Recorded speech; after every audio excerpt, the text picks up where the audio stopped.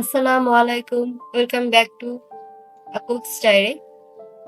এখানে ১ কেজি থেকে বেশি প্রায় ১.৫ কেজি পরিমাণ পোয়া মাছ আছে। মাছগুলো বড় সাইজের মাছ। আজকে আপনাদেরকে এই মাছেরই একটি রেসিপি দেখাবো। এই মাছটা সামুদ্রিক একটা মাছ। সামুদ্রিক বা নদীর মাছ। মাছটা খুবই টেস্টি। এটা হাতে মেখে রান্না করলে খুবই মজা হয়। এর জন্য আমি এখানে ১ম এ পেঁয়াজ কুচি নিয়েছি ১ কাপ। যেমন দিব ১০-১২ টির মতো। ১.৫ চা চামচ রসুন বাটা, লবণ দিলাম পরিমাণ মতো। হলুদ গুঁড়ো দিব ১.৫ চা চামচ, মরিচের গুঁড়ো দিব ২ চা চামচ। এই মাছে একটু হলুদ আর মরিচের গুঁড়ো আর তেলের গুঁড়োটা বেশি লাগে, যেহেতু এটা হাতে মেখে রান্না করবো। এখন সরিষার তেল দিয়ে দিচ্ছি ১ কাপ পরিমাণ। এই ইনগ্রিডিয়েন্টস গুলোকে খুব সুন্দর করে দেখে নেব। পেঁয়াজগুলো একদম নরম হয়ে যাবে।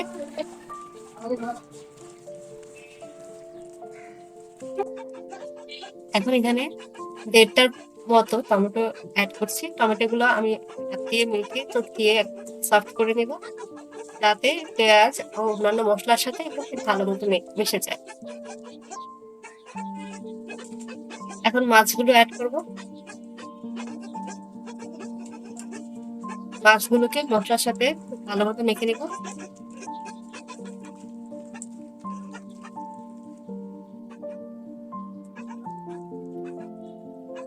এভাবে রান্না করলে মাছটা খুব মজা হয়।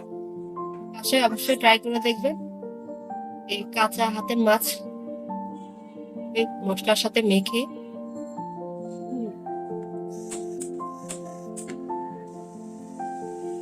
এখন এই মাছটাকে এই মসলার মধ্যেই আমি ভালো মতো কষিয়ে নেব।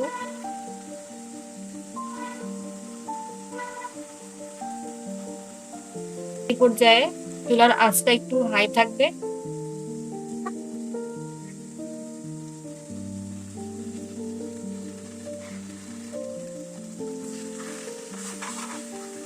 এবং ছোট একটা চামচের সাহায্যে মাছগুলোকে উল্টিয়ে দেবো, যাতে মাছগুলো ভেঙে না যায়, যেহেতু এই মাছটা খুবই সফট। খুব সাবধানের সহিত এই মাছগুলোকে উল্টিয়ে দেবো। বেশি বড় চামচ বা অন্য কোনো নাড়ুনি দিয়ে এটা নাড়া যাবে না। ছোট চামচ দিয়ে আস্তে আস্তে করে নেড়ে দিতে হবে। এই যে মাছের তেলটা আলাদা হয়ে পেঁয়াজটা যেগুলো ফ্রাই হয়ে গিয়েছে, এখন এখানে পানি অ্যাড করবো। পানিটা পরিমাণ মতো দেবো। আপনারা যদি ঝোল বেশি রাখতে চান সেক্ষেত্রে পানির পরিমাণটা বেশি দেবেন, আর ঝোল যদি মাখা মাখা রাখতে চান সেক্ষেত্রে ঝোলটা থাকবে একটু কম।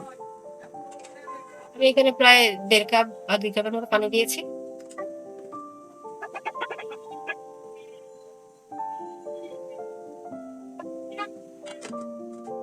এখন ঢেকে রান্না করবো প্রায় ১০-১২ মিনিট।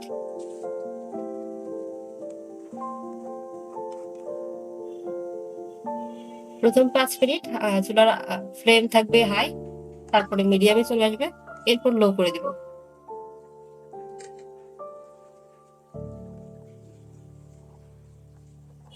এখন এখানে আমি পেঁয়াজের কলি বা পেঁয়াজের ফুল যেটাই বলেন ওইটা এড করব। ছোট ছোট টুকরো করে নিয়েছি এগুলো। এখানে ১.৫ কাপের মতো এড করছি। এটাই মাছের সাথে খুবই ভালো যায়।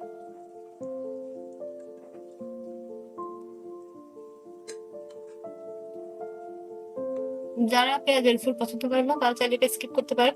সেক্ষেত্রে আরেকটা টমেটো এড করতে পারেন। আমি আর কোনো টমেটো দেব না, যেহেতু আমি প্রথমে ১.৫ টা টমেটো দিয়েছি। এই যে প্রায় ৭-৮ মিনিট লো ফ্লেমে রান্না করার পরে মাছের উপর তেল উঠে এসেছে।